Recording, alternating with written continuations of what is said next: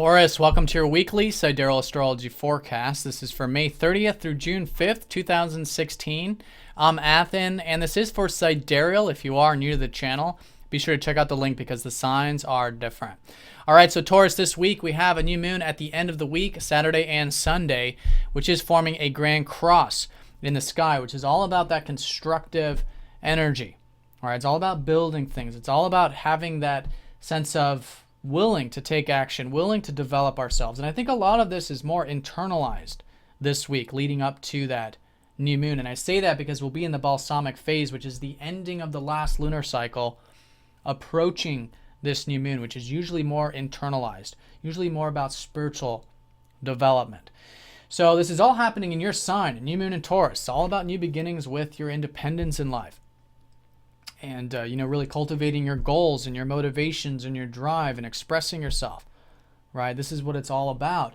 And, it is this grand cross, which is about taking the actions necessary, which will be more so next week, in the following weeks, more externalized. But here, again, being willing to challenge yourself, challenging yourself spiritually this week. And in that way, it becomes very constructive because these T-squares are the foundations.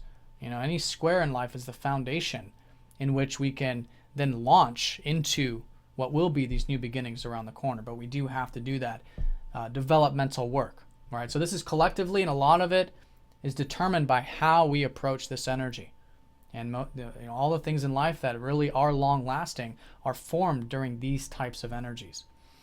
All right, so let's go and see how this looks approaching this. Basically what we've got is we've got the sun forming all of these aspects up to that new moon until the new moon on the weekend. All right, so it's kind of happening in steps. Now, Monday and Tuesday, Mercury is going to be trining up to Pluto, which is actually quite nice because Mercury's been very well aspected.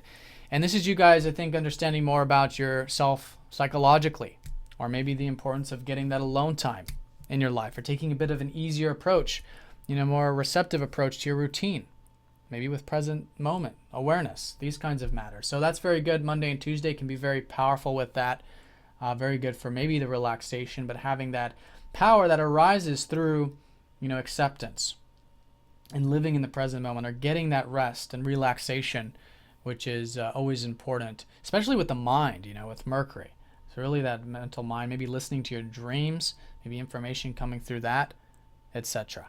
Now, as we go into this Wednesday and Thursday, we'll start to feel the first aspects of this T-square, and this is going to be the sun squaring up to Neptune these 2 days. So the Neptune side has been particularly involving your career or your legacy or anything you guys do productively individually. So this is about having, first of all, faith and trust and acceptance that everything is unfolding in a divine timing here with these things. And this is a source of peace for you, or can be a source of peace, even though it's not clear in terms of how things are unfolding in that area, right? That's been this whole year. Saturn squaring up to Neptune into your 10th house. So it's a good week for working on this. And basically what's happening is through your acceptance for what is in the present moment, living in the present moment, without the mind projecting into the future, for example, there's a tremendous peace that arises. And this is the peace that arises when we have acceptance of what is in the presence without any type of labeling. Right? This is good, this is bad, this is that way, this is the other way. This is observing and simply observing and accepting. So within that, very liberating. And this can also be in terms of what you could be feeling like cultivating, or you're going to begin to cultivate with yourself this month with this new moon. All right. So also that acceptance of self, the acceptance of, your motivations, your drives, your desires. Not knowing maybe exactly how everything's turning out, because this is a 6-month energy. This is a new moon in your sign. It's the new beginning for all of you, whether it's your sun, moon, or ascendant. But we do have to have that willingness to accept and let go, and then that is creating a very liberating, very freeing energy of who you are, what you have to express, and what you might be wanting to cultivate with your goals. Now, Thursday and Friday, we've got the sun opposing up to Saturn and Venus squaring up to Neptune these 2 days.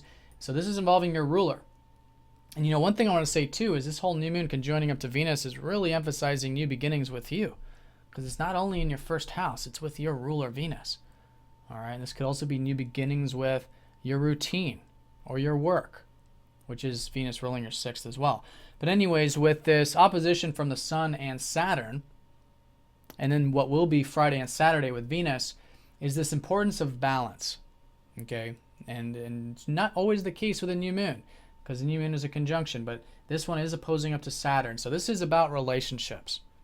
This is about, I think, the recent hard work that you guys can be putting into relationships, and really building commitment, really building, taking this area of life seriously, building your relationships. Now, a lot of this is reflective. Saturn is, of course, still retrograde, as well as Mars still, who does rule that 7th. So things are in flux with relationships, but that's okay. But the importance of this balance is that while there's a lot of energy on self, this is focusing on the maturity, on the discipline, on the patience with the relationship side of things. Now, because it's an opposition, we don't want to go too far into that either. So if it becomes too dense, too restricted, too limited, with that groundedness of Saturn in the 7th, too much focus on the relationships creates the density. We want to bring in the fact that there are these new beginnings. It's about you being independent in life and cultivating the things that are important to you. But we can't have one without the other. In fact, these are just two sides of the same coin, self and other. Others mirrored within us, and us mirrored within other, right? And in this sort of energy. So balance with self and other, I think, will be particularly important this second half of the week.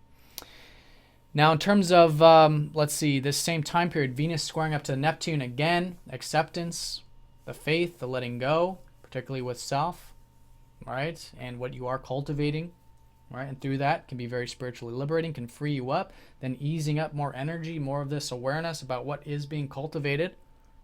Now, I do want to, stress the importance that this is the balsamic phase this week, so it is internalized. Good week of letting the energies die down and doing this inner type of spiritual work and really listening. And then as the weekend, once we get into next week especially, but this weekend, then setting the intentions, writing things down, really moving those energies forward, seeing where you want to be in 6 months to 12 months in terms of yourself, in terms of your goals in life. Now, Friday and Saturday, the Sun and Venus will be squaring up to Jupiter.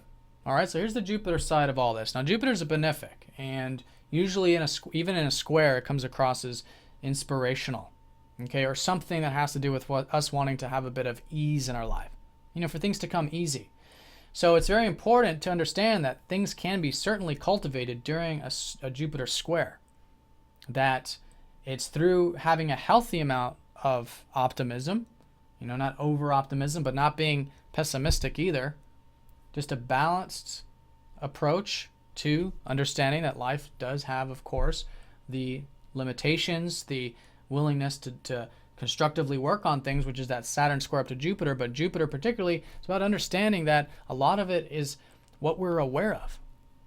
Being open-minded. The more open-minded we are, the more we see possibilities, the more we see luck, the more we see the things that could be coming into our life. So this is particularly involving home, family, and health for you guys, which has been this whole new beginning this year of cultivating this area with Jupiter in the North Node shifting into this 4th house.